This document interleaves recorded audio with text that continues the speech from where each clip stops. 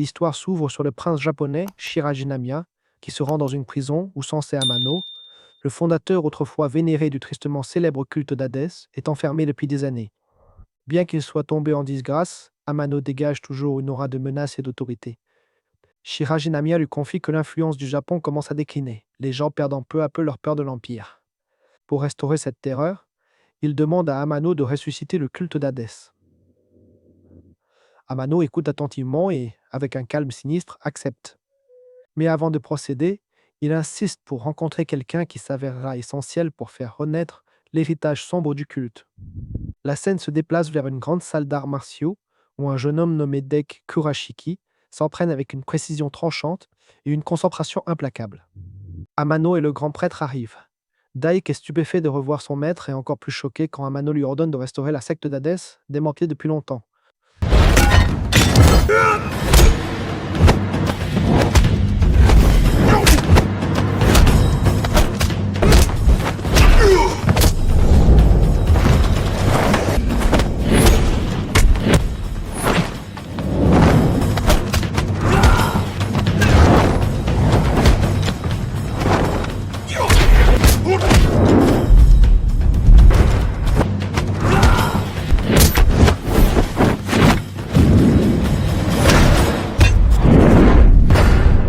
Amano explique que Dek a toujours été son disciple le plus doué, un combattant qui portait les principes d'Hadès au plus profond de son âme.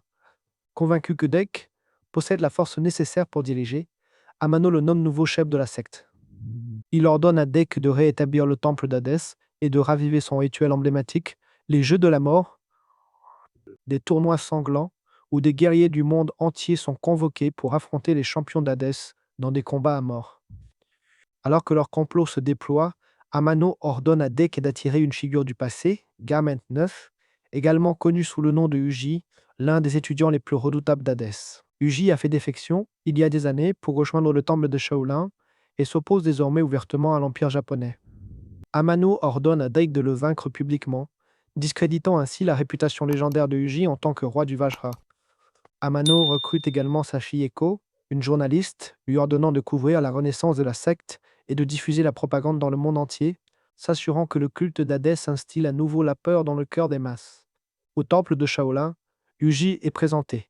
Il s'entraîne seul, ses mouvements synchronisés, avec un sablier, testant sa vitesse et sa précision. Connu comme le roi du Vajra, Yuji a autrefois vaincu tous les disciples de la secte d'Hadès, y compris Daik. Personne ne pouvait rivaliser avec lui au combat. Pendant qu'il s'entraîne, il se remémore des souvenirs d'enfance traumatisants de ses jours au temple d'Hadès, quand il fut forcé à un combat à mort brutal contre son frère aîné. Bien qu'il en soit sorti victorieux, le souvenir d'avoir tué son propre frère ne cesse de le tourmenter. Déterminé à détruire la secte qui lui a imposé une telle cruauté, Uji a juré vengeance. Après son évasion d'Hadès, il y a des années, Uji a trouvé refuge à Shaolin aux côtés de son jeune frère King Kang. Sous la guidance d'un moine Shaolin, il cherche la paix et un but. Lors d'une leçon, son maître observe que Uji peine encore à libérer tout le pouvoir de la colère du Vajra, la légendaire technique des 17 secondes.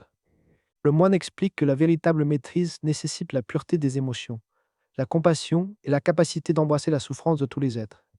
Ce n'est qu'alors que Uji pourra éveiller la force ultime en lui. Pendant ce temps, loin de Shaolin, un navire transporte des prisonniers de guerre de plusieurs nationalités vers le temple d'Hadès. Ces captifs, menés par un homme nommé Bill, sont destinés à devenir des pions dans les jeux du culte. À leur arrivée, le grand prêtre les accueille et impose les règles du culte. Combattez jusqu'à la mort, rendez-vous et rejoignez la secte, ou périssez. Dans l'arène, un combattant nommé Huang vainc un guerrier d'Hadès, gagnant le droit d'affronter le champion imposant Tetsumaku.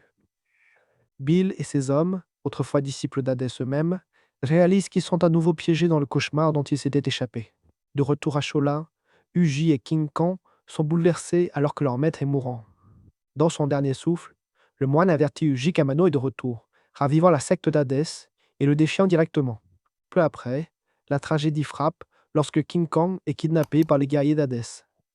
Dans les murs du temple, les enfants enlevés, y compris King Kong, sont marqués de numéros sur leurs bras, tout comme leurs prédécesseurs autrefois, et endoctrinés dans la philosophie brutale d'Hadès. Dès que lui-même saisit King Kong, le narguant et le maltraitant pour briser son esprit.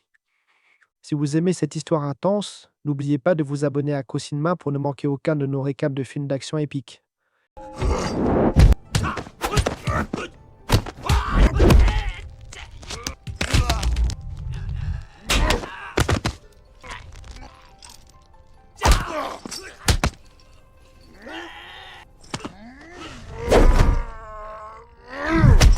Uji se prépare à l'affrontement. Portant un cercueil en bois sur son dos, il voyage vers le temple insulaire. Pendant ce temps, dans l'arène, l'anticipation monte alors que Tetsumaku se prépare à combattre. Au sommet des Jeux sanglants, Uji fait son arrivée. Dès qu'elle l'accueille, confiant que Uji sera vaincu selon les règles d'Hadès. Uji exige la libération de King Kong et des autres enfants.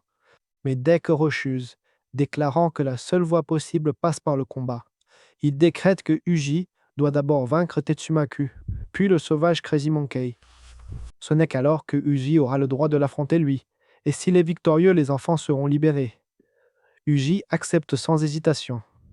Alors que la bataille se déroule, Uji intervient juste au moment où Tetsumaku terrasse son adversaire. Bien que le vieil homme reconnaisse Uji comme le roi du Vajra, il est tragiquement tué par Tetsumaku avant que Uji ne puisse le sauver. Accablé de chagrin, Uji porte le corps à Bill, lui confiant une sépulture digne. Puis, dans un affrontement furieux, Uji confronte Tetsumaku.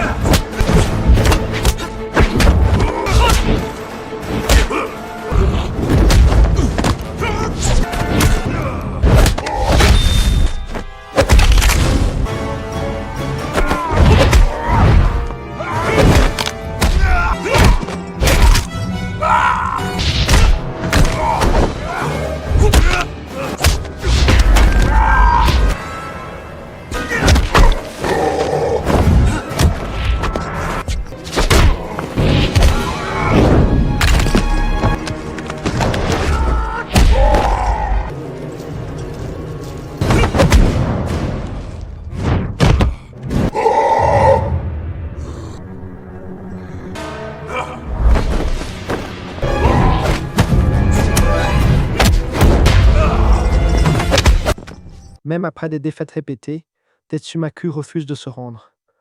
Quand il tue un prisonnier de sang-froid, Uji déchaîne finalement sa colère, frappant Tetsumaku d'un coup décisif et fatal.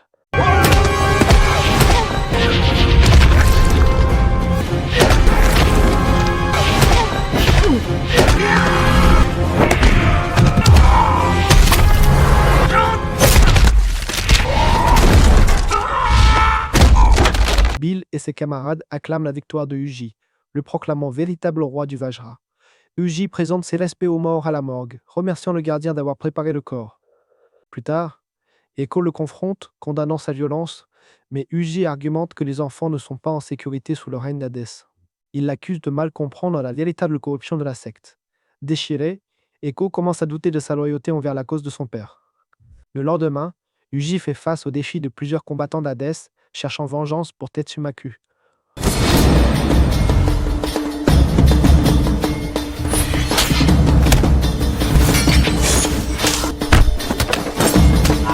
Quand il tente d'utiliser des armes, Deck intervient avec colère, déclarant que les combats à mort doivent rester sans armes, un principe d'Hadès.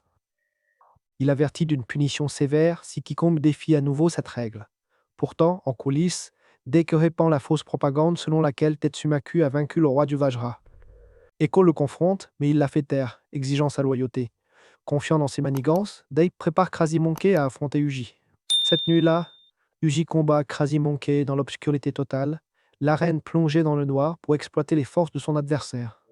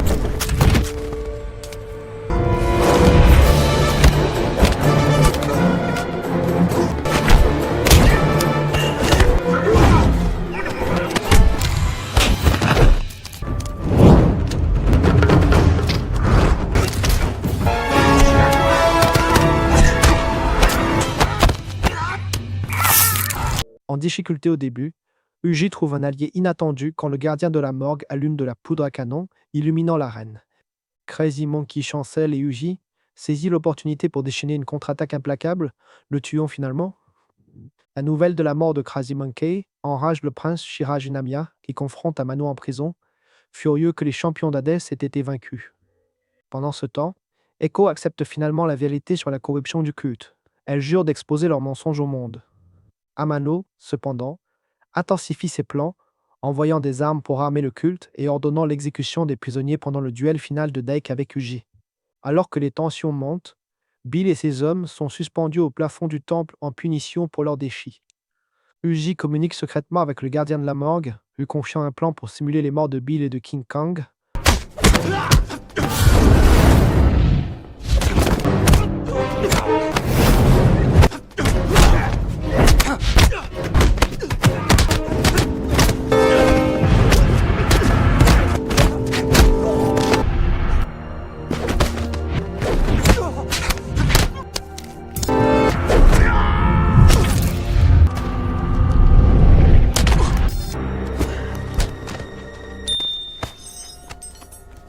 Leur permettant de se regrouper plus tard. Le gardien réussit, les ressuscitant en secret et préparant un soulèvement coordonné. Le jour de la bataille finale, le temple bouillonne d'anticipation. Bill et King Kong ralliant les prisonniers pour se libérer, tandis que Uji entre dans l'arène pour affronter Dake.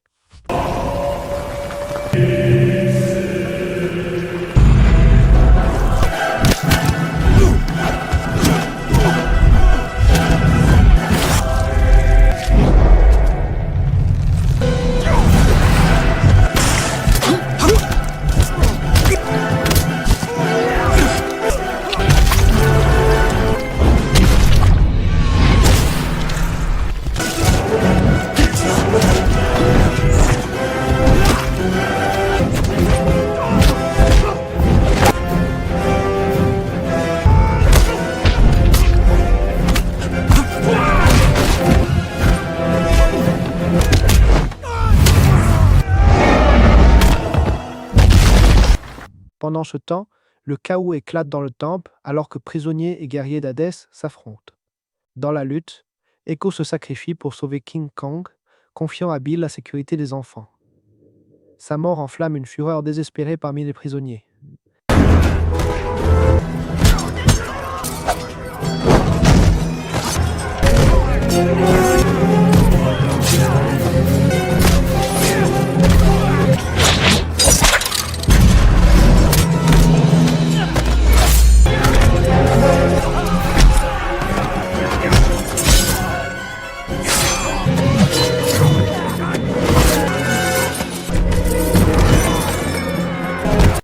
De retour dans l'arène, Uji est presque vaincu, mais le cri désespéré du gardien de la morgue restaure sa force. Il est révélé que le gardien est 4 ans 1, le frère perdu de longue date de Uji. Bien que marqué et brisé, la révélation de K31 ravive la détermination de Uji. Enflammant la colère du Vajra, Uji déchaîne son assaut mortel de 17 secondes. Avec une exécution impeccable, il submerge Dake et porte le coup final. Au même moment, Bill tue le grand prêtre, renversant le dernier pilier de pouvoir de la secte. Alors que Dake se tient mourant, il déplore la corruption de la secte en laquelle il croyait autrefois. Avant de se jeter dans l'oubli, il reconnaît Uji comme le véritable roi du Vajra. Voyant leurs leaders tomber, les guerriers survivants d'Hadès se rendent, jetant leurs armes. Dans les conséquences, Uji et K31 sauvent les enfants et se réunissent dans un triomphe doux amer. 4-1 révèle qu'il a survécu à leur duel fatidique d'enfance, sauvé par un navire marchand chinois après que les hommes d'Amano l'aient jeté à la mer. Depuis lors, il a attendu le jour de retrouver Uji et de mettre fin à la tyrannie du culte. Le film se termine sur une scène poignante. Uji, 81, et King Kong se tenant devant la tombe d'Echo. Les frères honorent son sacrifice, jurant de poursuivre un héritage de compassion et de vérité libéré des ténèbres d'Hadès. Abonnez-vous à CoCinéma et partagez cette vidéo avec tous les fans de films d'action. On se retrouve très bientôt pour de nouvelles histoires explosives. À bientôt sur CoCinéma.